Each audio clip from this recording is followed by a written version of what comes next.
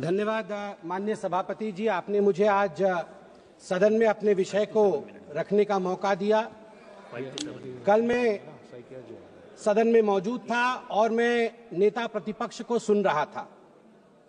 नेता प्रतिपक्ष ने कहा कि अगर हम इंडी अलायंस की सरकार बनाते तो हमारा भाषण किस प्रकार का होता, उस भाषण के विषय में आज मैं संबोधन करूंगा।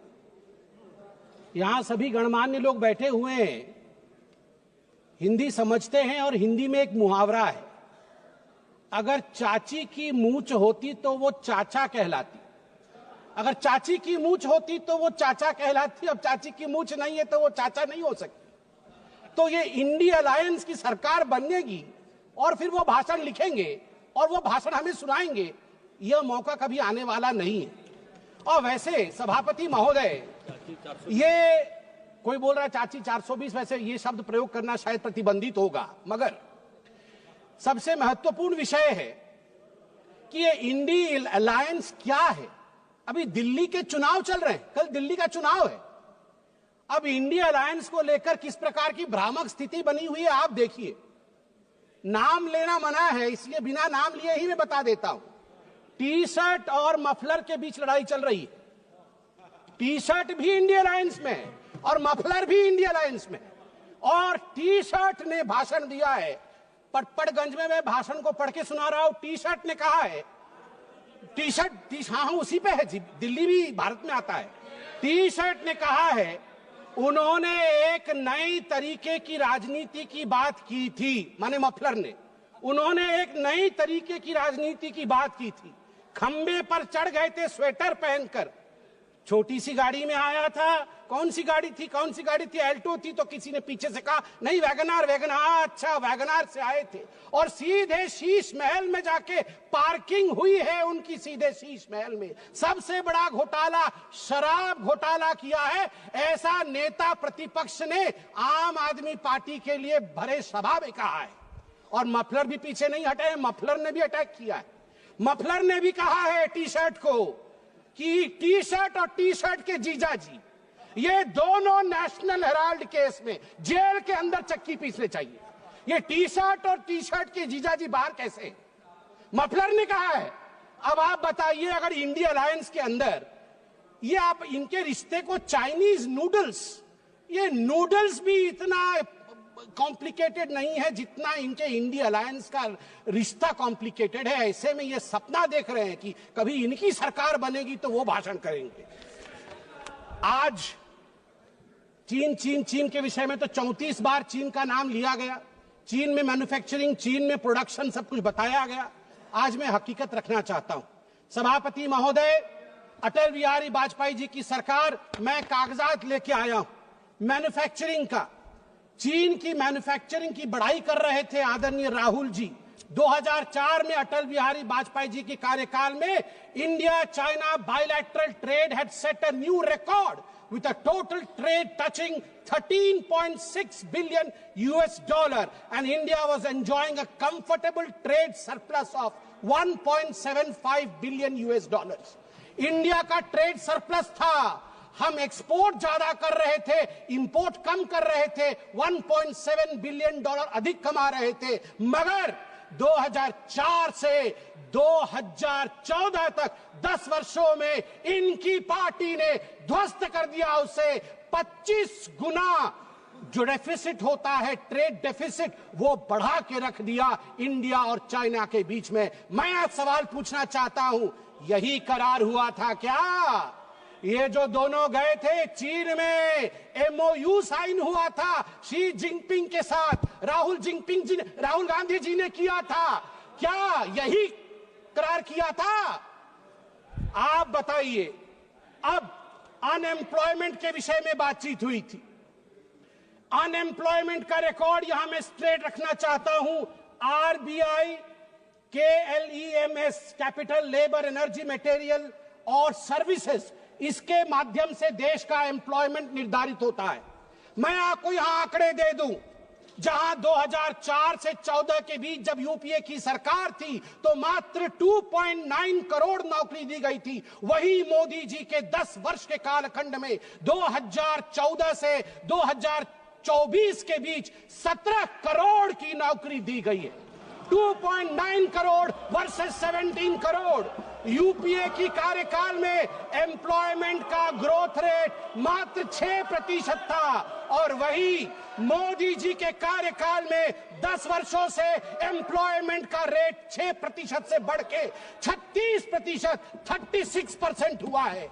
और कल राहुल गांधी बोल रहे थे कि यूपीए भी फेल हुई, एनडीए भी फेल हुई। अरे राहुल जी, यूपीए तो फेल हुई, आप फेल हुए मतलब यूपीए, वो आप जो है वो 8 तारीख को फेल होगी। आप तो फेल हुए ही हुए हैं, मगर हम डिस्टिंक्शन के साथ पास हुए हैं, डिस्टिंक्शन के साथ। युवाओं के बारे में राहुल जी बोल रहे थे। इंडिया स्किल रिपोर्ट पढ़िए साहब, India skill report. Youth employment of graduates singularly and drastically increase from 33.95% in 2013 to 54.81% in 2024। ये जंप है, ये छलांग है मोदी जी के अंतर्गत। सभापति महोदय, अधिक समय नहीं लूंगा। मैं आपको 2 और छोटे छोटे विषय हैं, गंभीर विषय है, वो रखना चाहता हूं। एक विषय है चीन को लेकर। चीन को लेकर कहा गया कि आर्मी और प्रधानमंत्री के बीच कहीं ना कहीं संबंध खराब है। चीन को लेकर कहा गया कि हमारी जमीन हड़प ली चीन ने। 38,000 वर्ग किलोमीटर, 38,000 स्क्वायर किलोमीटर भारतवर्ष का जमीन चचा नेहरू ने चीन को दिया था। और मैं यहां पर ऑन रिकॉर्ड नेहरू जी के भाषण को रख रहा हूं।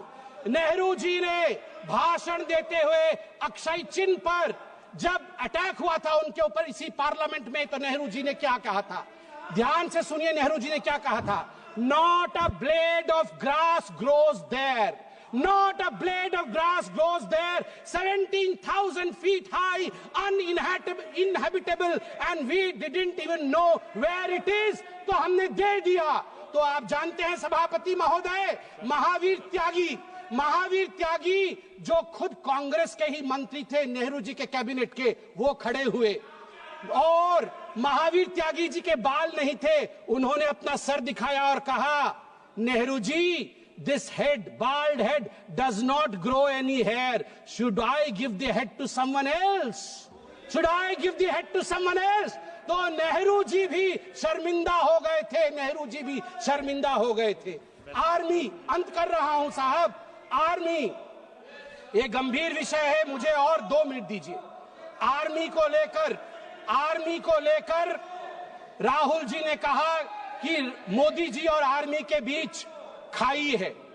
मैं 2012 के एक आर्टिकल की ओर जो इंडियन एक्सप्रेस में छपा था, आपका ध्यान आकृष्ट करना चाहता हूं। हर किसी को वो आर्टिकल पढ़ना चाहिए।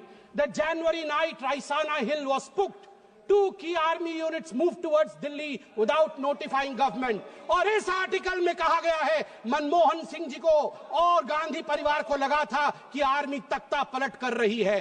अंत में द्रौपदी मुर्मू जी जो महामहिम राष्ट्रपति है, वो मेरे राज्य से आती है, वे उड़ीसा से आती है। इसलिए जब उनको पुअर लेडी और पुअर थिंग कहा जाएगा, उड़िया अस्मिता कभी चुप नहीं रहेगा।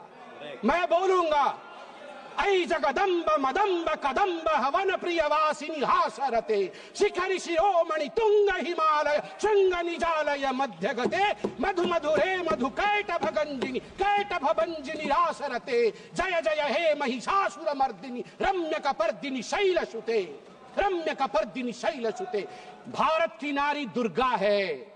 और यहां शिव जी की बात राहुल जी करते हैं, आदि देव शिव है, आद्य शक्ति मां दुर्गा है। याद रखिए, हमारी राष्ट्रपति आदिवासी है, आदि काल से जिसके ऊपर जल, जमीन और इस पूरे जंगल का आशीर्वाद हो, उनको बेचारा कहना उचित नहीं है। और याद रखिए, जगन्नाथ जी की भूमि से आती है।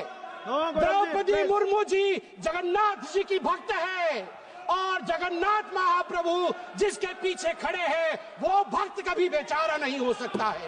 जहां पछारे जगन्नाथ छिड़ा है चंती से राष्ट्रपति केबे भी बेचारा है पारिबो नहीं। आज मु कहबाकू चाहे 4.5 कोटी ओडियांक पक्षरे 4.5 कोटी ओडियांक मौड़मणि होचंती महाप्रभु जगन्नाथ भक्त होचंती द्रौपदी मुर्मू बेचारा कहचंती सोनिया गांधी कौन जानचंती द्रौपदी मुर्मू को विषय रे सोनिया गांधी विरुद्ध रे प्रिविलेज बसरासु आ सोनिया गांधी क्षमा याचना करंतु। आज 4.5 कोटी ओडिया द्रौपदी मुर्मू पछरे पूरा ठिया होचंती महाप्रभु जगन्नाथ आशीर्वाद अछि। जय जगन्नाथ। माननीय सदस्य श्री उमेदाराम बेनीवाल जी